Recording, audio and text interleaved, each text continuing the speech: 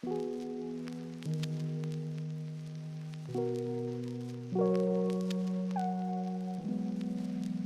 is it about fighting that drew you in from the early days, and how has that attraction evolved since your first bout?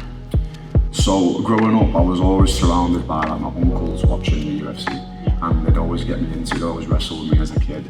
And growing up in a heavily white area, I was bullied. So not necessarily always racism, but you're always the one that stands out. I went to a white school and my self-esteem was quite low. So I stepped into a jiu-jitsu gym. It was an MMA gym. It was at Predators Warrington, my first ever gym that I walked into, and took it seriously. I dabbled around in boxing and judo when I was a kid, but I stepped into the gym, I want to say around 12 years old, into Predators Warrington, and then I accidentally turned up to the jiu-jitsu class an hour early. I didn't actually mean to turn up an hour early, and I went there for the MMA class, and I actually put the gi on. I hated it to start off with, but I fell in love with it and I've not stopped doing it since. So then obviously that jiu-jitsu obsession then grew into obviously me starting my MMA career a year ago. So. But you prefer no gi, don't you? I do prefer no gi, yeah. Okay, so when you step into the ring or octagon or to train, what emotional or mental state do you strive to reach, and how do you get there? So I use the traumas of my past to fuel me and get me into a flow state. I worked really closely with a sports psychologist and hypnotherapist called Rob Holdsworth.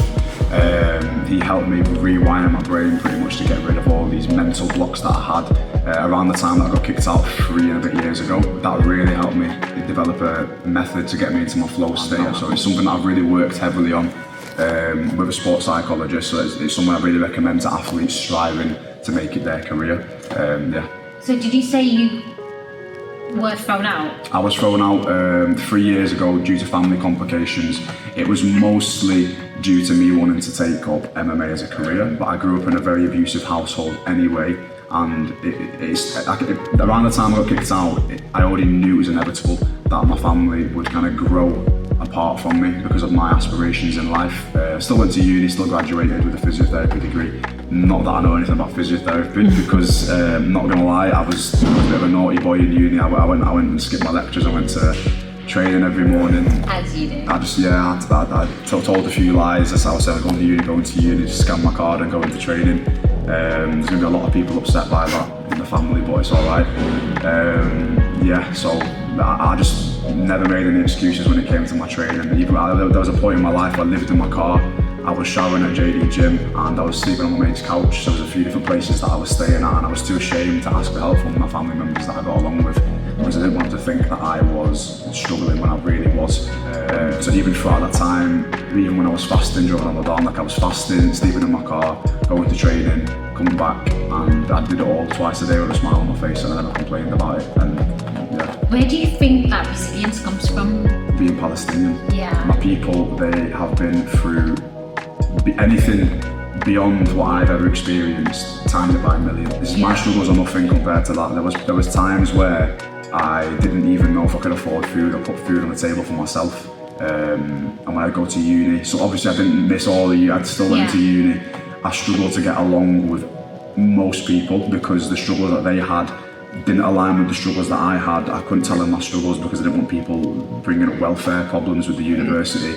I was so in guilt of me getting kicked out, even though it wasn't my fault, that I didn't want to tell anyone about it. And now that I've grown mentally, I should have talked to people, but I had that mental block, like I said before. I worked with a sports psychologist, versus after now I'm more open to talk about traumatic experiences without it actually triggering anything emotional. And that's another thing I want to touch up on as well. Like a lot of fighters, they do get emotional in fights and they do let things get to them. Like I've had the worst things imaginable happen to me on weight cuts, before fight week, all this stuff kind of happening around the time of fights and tournaments, but I've always used it to help me grow and actually helps me get into the flow state. So sometimes I feel like a negative can push you in the right direction. So a lot of traumatic events can lead up to a very beautiful start of something else.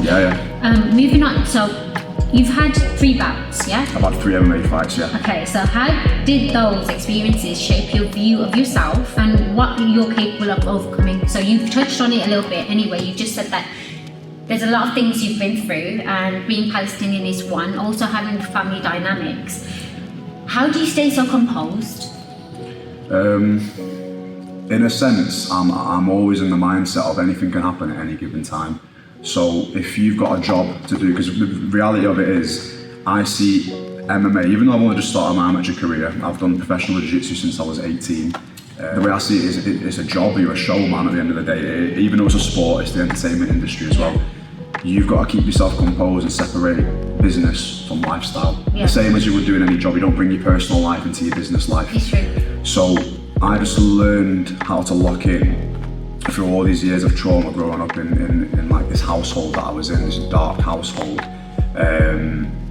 And I used it for my personal growth, and I used it in a sense where if I was to tell this story as the featherweight UFC champion one day, this is the story they're going to look up to. The same way that they look at Alex Pereira used to work in a tyre shop.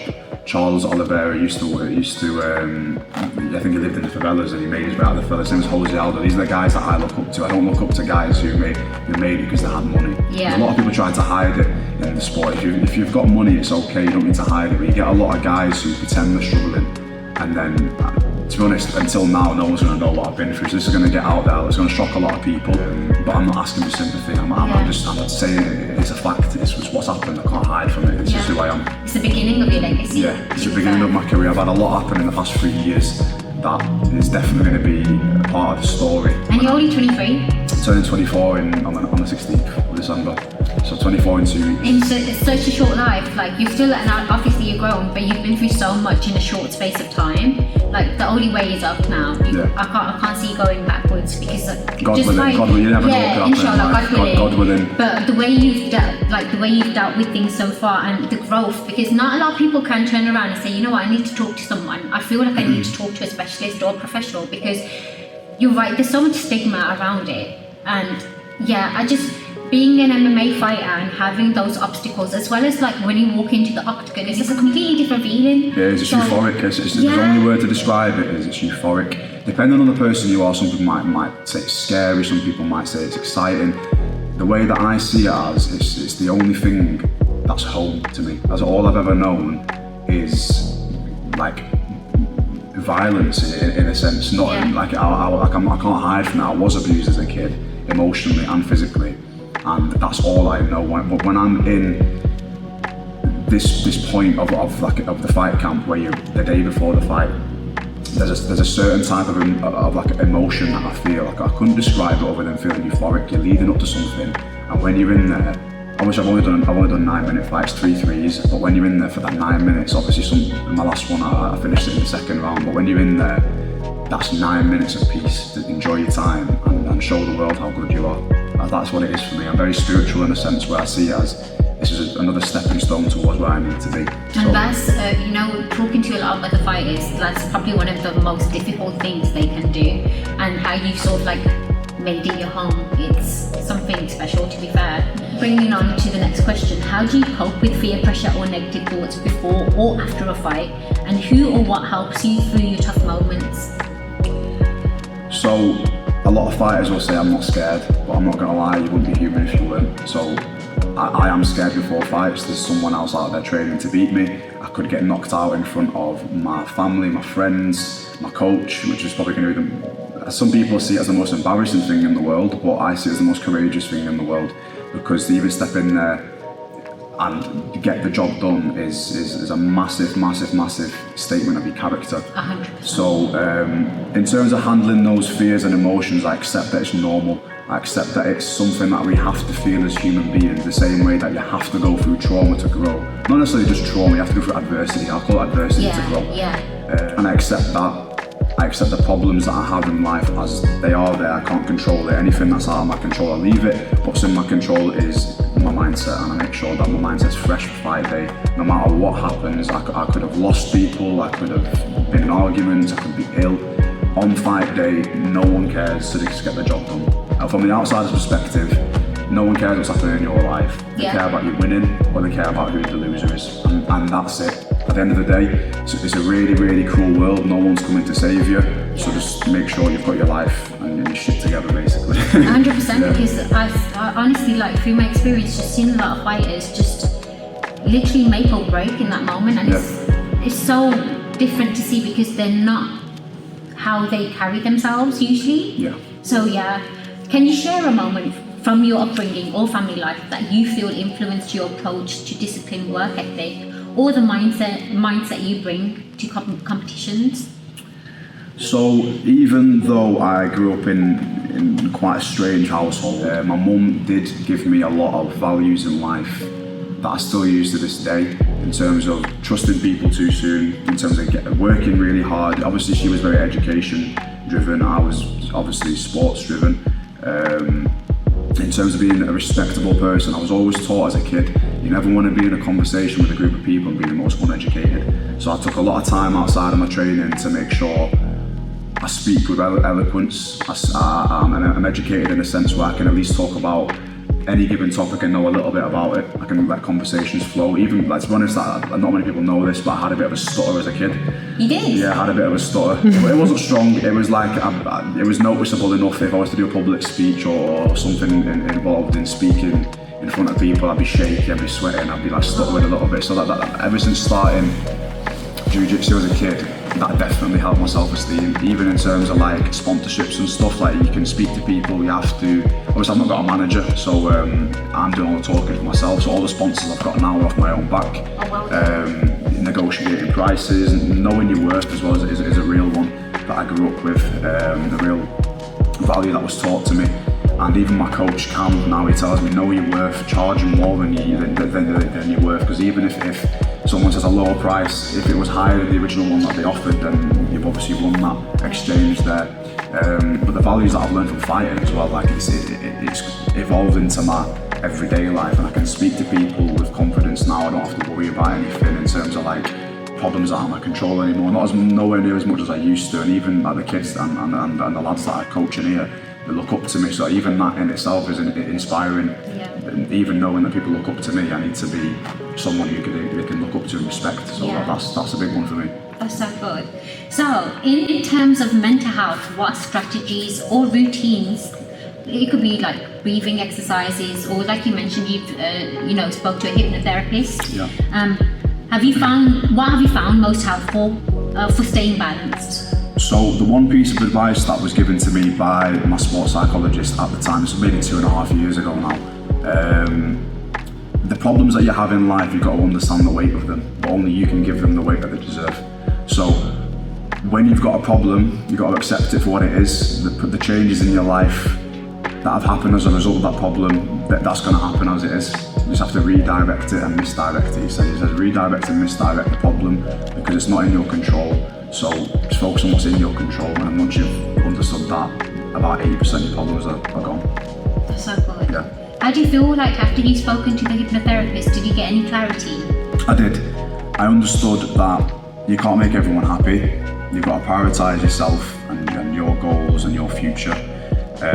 Even if that means not necessarily destroying your old life, but leaving it behind. Because even in I'm not from Manchester originally, I've always been around Manchester, but I grew up in Warrington, which is not too far, it's about 35 minutes from Manchester. And sometimes when I go back and visit, I still see the same people in the same place, and to think that I've left all of that and gone into something new, to see how much I've grown since that adversity back then, like, I'm not big-headed or narcissistic, but it inspires myself, because I know if I was looking at my 8-year-old self, for them to see who I've become now, I feel like they'd be very proud of me. So what would you tell your younger self?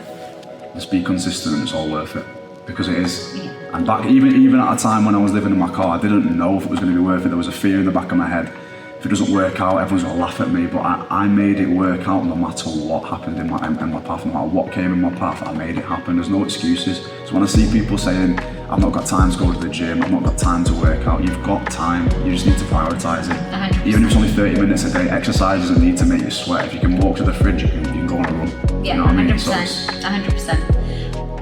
Moving on to, what dreams or goals beyond fighting drive you? How do you envision your legacy within your sport and your community? This is a big one as of this week. It's always been a big one for me in terms of mental health. I've suffered with my own mental health before. I want to make it known to the world how important mental health is, especially in men. Men don't speak about it enough. A couple of years ago, I attempted my own suicide. I've planned my suicide a few times as well since then. And this week, my closest friend took his own life, and he was just 23, and to think that he didn't have the support that he needed, that for me is now a bigger goal than what my fighting goals are. It makes my fighting goals look so small in the grand scheme of things. If I can leave one thing behind, it'll be someone that was always strong, even when he didn't think he could be strong. Like even now going through this hardship, like I've got to put on a poker face around certain people, because you have to be strong for certain people. As a man, you have to be someone to lean on, and I do believe that he was called Ben. I do believe that Ben will be proud of me to know that I'm doing this now. I'm talking closely with Andy's Man Club, which is a mental health organisation for men. But if I was to leave a legacy behind, it would be to inspire millions of men around the world, not just men and women. I know it's just as important in women, but the statistics don't lie. 73% of men around the world are the suicides in the world responsible. 73% of the men, sorry. Yeah, sorry, I messed up the words. No, you're right. So I want to make it known, it's a real fact, men don't talk about it enough. So fighting aside, that's my goal now. Yeah. On the outside of fighting, I'm going to be doing a lot of things outside of the gym that involved in working with charities, working with individuals, people who can reach out to me on my social media platform. I know I get a lot of messages, but I try my best to go through as many as I've had people message me about mental health, and it's shattering to know how many people are going through it and you'll never know about it. So if I can save at least one life out there, then that's my legacy fulfilled. Yeah, 100%. With how would you say, like, you know, with a lot of people, like, a lot of men don't like speaking about mental health. They think it's like a weakness, and they think that if you ignore it, it'll just go away. So I guess my question to you is, like, how did you manage with your mental health at that time? Because going back to what you were saying, you've always, I think, had this pressure to try and act happy, but you're not happy. So how do you get from one day to the next, and what keeps you going? So it's a bit dark. One of the thought processes that I had when I actually did attempt suicide, obviously, luckily it wasn't successful. I'm still here. It wasn't actually that serious at all. But afterwards, I thought if I ever do it, then the people who always doubted me, my family, my friends that I thought were friends that had turned their backs on me, they'd all look at me and say that they, not in a sense they won, but they were right. Yeah. They were right. They say, we were right, we told him this. All these thoughts would go through my head late at night, 4 a.m, when I'd be up on my own, not knowing who to talk to. I refuse to lose. Yeah. I refuse to let a loss define me. Obviously in the sport it's different, but in life I refuse to be someone who gives up, and I refuse to be someone who lets other people walk all over them. So when it came to me and my mental health, I had a lock-in moment 2.5 years ago, 3 years ago, and I refused to be weak again. I refused to allow myself to feel weak. I refused to allow other people to feel weak around me as well. I want to be someone who inspires other people, and there's a shoulder to lean on almost, because I think in the sport, especially in MMA, you see a lot, people don't talk about things because they want to look tough. I'm saying it openly to the camera. Everyone's got mental health. Everyone has that they need to prioritise, and we need to talk about it more as men, because I'm sick of seeing the stigma of people faking, like lads faking their personality. I'm not scared of this, not scared of anyone. Yes, you are, you're a human being. We're all supposed to be scared. That's why we've been given this emotion, to feel it and to talk about it, not to ignore it. And I think the manliest men that I've ever met in my life have been the ones that are most comfortable in their own masculinity. And the ones who aren't comfortable in their own masculinity, they'll point fingers at you. I'll get a lot of fingers pointed at me for talking about this and saying that I'm weak, and that's fine because I'm comfortable in mine. It's taken a lot of sacrifice and a long time. It's not easy, I can't say it is, but it's taken a long time. And now that I'm on the other side of it, I can say it's so worth it. 100%. Yeah. Thank you so much for just talking about mental health for men, because this, honestly, I have seen quite a lot of MMA fighters, men in particular, just for some reason they want to run and they don't want to even face it. There's some people that would have a complete meltdown before they're going into a fight, and they're not really processing it, because every time the word mental health is mentioned, they want to get angry and upset. Shy away from it. Yeah, and I honestly, I don't get that. So moving on, so how do you want people to remember you after your career, and what attributes, values or contributions do you hope to define your legacy? So specifically within the sport, I want to be known as the greatest submission artist in the MMA history. And that's a big goal, I know it is. But if your dreams don't scare you, then you're not dreaming big enough. That's what I want to be known for. Charles Oliveira's got the record for the most submissions in UFC history. God willing, when I cross that bridge, I want to be better and hold a better legacy than what he did within the sport. And as for outside of the sport, I want to be someone who's known for changing lives, someone who's known for being peaceful. Despite doing such a violent sport, I've never ever had any troubles with the police. I've never had violent history.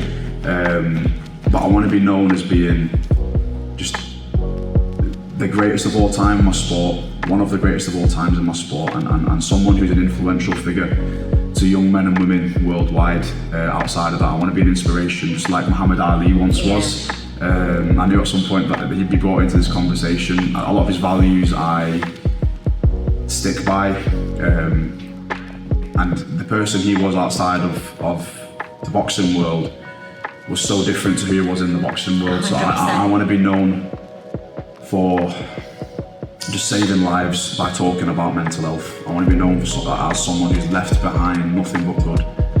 And obviously you can't impress everyone. No, you can't. But that's a great example of Muhammad Ali, because he did what was right and he didn't care who he annoyed, or pissed off, because to him, he was doing the right thing and everyone else was just chatting pure shit, to be fair. Yeah. So, looking back, what's one lesson from your 3 bouts that you'd pass on to the next generation of fighters to help them stay grounded and focused? So I'm going to speak about jiu-jitsu on this one because that's where most of my experience lies. A lot of the lads always ask me, what should I do in competition? How do I get better at doing this? How do I get better at doing that? I've just come third, how do I come third? All these common questions you get from lads who I coach. I just say to them, training is a skill, but so is competing. Learning how to compete is a skill. Knowing how to control your emotions when you're in there, knowing how to lose is an important one. Yes. Knowing how to recover from a loss is an important one. And knowing that no matter what the result is, everyone's going to forget in about 20 minutes. 100%. Everyone's going to forget in about 20 minutes. I've only realised this as an adult. I've got problems outside of the fighting world. I've got problems outside of training. I've got my own personal problems, relationships, family, friendships. I've got bills to pay, phone bill. Yeah, I've got all sorts of stuff to pay for. People are more concerned. Life sucks. Yeah, it does. With the rate of inflation now, people are more worried about going home and putting food on the table for the families. Or even put the heating on because they're too scared. And the real one is it's going to be a hard to swallow pill for a lot of people out there, but no one cares about you as much as you think. Even if you're sat next to Conor McGregor, you could be sat next to Khabib, you could be sat next to Jose Aldo, you could be sat next to any of these greats in the UFC Hall of Fame. They'll probably forget who you are, most likely. I mean, you might not forget who they are, they're quite famous people, but at the end of the day, when you've had that conversation with them, you've gone about your day-to-day life, the most weight on your shoulders is your real life problems. 100%. MMA is the easiest thing in the world compared to what problems do people have. Do you not think, because you've done MMA or you've done martial arts or you've done some form of training, that it actually helps the stress of everyday life? Definitely. I see a lot of people who've never trained in their lives, not in terms of MMA specifically, but in terms of the gym in general. People who don't set themselves goals outside of their work commitments, they're usually the most insecure people and the ones that say to me, it's not going to work out. What if this, what if that, what if this, what if that? But I just say to them how well I know if I never try. And so far I've experienced adversities and I've learned how to overcome them. So just keep trying and keep finding ways that there's as they say, there's a million roads that lead to Rome. You've just got to find your route and eventually you'll get there. That's what I believe. That is so true. That is so true. So we've spoke about a little bit about suicide and things like that. So I'm just going to digress a little bit and talk about that, but combine it with the MMA journey. So mental health in the MMA journey, as someone training or competing in MMA, how have you noticed mental health affecting your preparation? Because you touched on the fact that you were in a very dark space. How did you do a U-turn? So I'm going to talk specifically about my second MMA fight. So during that phase, this will be the longest fight camp I've ever had, just because my initial bout with a lad called Harry Edwards was supposed to happen on ECC. There was problems with the show. I was told it might not go on. I was dieting. I was told that the fight wasn't going to go on, so I had to not even finish the fight camp, just continue into another one. had a lot of people turn down fights because of the jiu-jitsu record, not record, just the background in terms of where I'd competed, who I'd competed against. So it was really hard to get a match, and eventually when I did get a match, it was against a lad having his 15th fight for my second bout. So experience-wise, he definitely was the superior. Not to say I didn't do well. I won round 1 or 2. He won 2 rounds, so he got the win, fair and square. There's no complaining about that, and accept it for what it is. He was the better man. From then on, though, I had a conversation with myself. Just looked at myself in the mirror, and I just needed to face the fears that I was avoiding. Because even now, even though I've grown so much, there are still some things that I avoid, and sometimes you have to sit there and say, you need to face this fear, otherwise it's going to consume you. You need to get rid of it. Not necessarily get rid of it, just learn how to handle it before it consumes you. Like tame it. When it consumes you hard. And men as well, our thought processes are very different to women's. We overthink a lot. I've got a million conversations going on in our head, and you'll only get one of them coming out of them. So that's the type of awareness I want to raise. And I want men to feel understood in that aspect. I know I keep talking about the topic of mental health, even though it's personal questions, but it all goes back to that. No, but 100%. I think we don't talk about mental health enough, and I think combining that with what you're doing already, I think that's fantastic, because I feel like it does give you that sort of coping mechanism, if you like. So suicide awareness, risk and support within the MMA community. How do you hope to change that? Because you have spoke about wanting to be different outside of your fighting. So what have you got any ideas of what you want to start, or when you want to start it? Well, to be honest, I spoke about this to the lads this week. We need to do more as a team outside of the gym. Like, obviously we see each other in the gym, but in my opinion, you only get one facet of their personality in the gym. Be it a facade that they're trying to put up, to hide something deep inside of them. But I've noticed when you're out the gym, the conversations do change. It's not sport specific anymore. It's talking about personal life, it's talking about relationships, it's talking about real life problems. Those conversations happen. Sometimes they happen in the gym, sometimes it's a safe space for some people, but a lot of people don't want to talk about their issues in their place of work. Because a lot of the lads that I train with, that's our full-time job. We train every day, twice, 3 times a day, sometimes, and that for a lot of people is their workplace. So like I said, a lot of people do separate business from personal life, and I do think it's really important just to get out, ring that friend, tell them you love them, just honestly say it as a man to man, tell a man you love them, because not enough men say that to their mates. And the unfortunate truth is, like, the first bouquet of flowers that a man will ever get is at his funeral. So just be loving to one another, not necessarily buy your mates flowers, you haven't got to do that. Just show the love that they might not be getting in their lives, and just don't point fingers at people for being different. Because sometimes that person's hiding a lot more than you can ever imagine. That's okay. So where do you see yourself now, like moving forward? Like what's your 5-year plan moving forward? Where do you want to be? So 5 years, obviously no one knows definitely where they're going to be in the future, but Polaris Professional is coming to Manchester for the first time in February, I've heard. So I'm ready for that. I'm always ready for Polaris whenever they want me. My 4th appearance, if so. As for next year, I want to aim to have 4 MMA fights, maybe even rack up some titles, show the featherweight division what they've been missing, and eventually when I cross that bridge, I'll get to professional. And my gym's got connections with Cage Warriors and PFL, and eventually one day the UFC will have direct connections with the UFC, God willing. I'm really lucky and blessed to be training with the team that I have right now. I've got the best training partners in the game. Oliver Tiro, Jack McLaughlin, Shay Ingram. We've recently had Oban Elliott join our team. We've got so many lads that are grassroots even coming up into the MMA squad, and I'm just blessed to have Cam as my coach, because going through a hard time, he was always there for me, in a sense like a father figure that I never had. So being surrounded by these lads is one of the best things that could have ever happened to me in my life.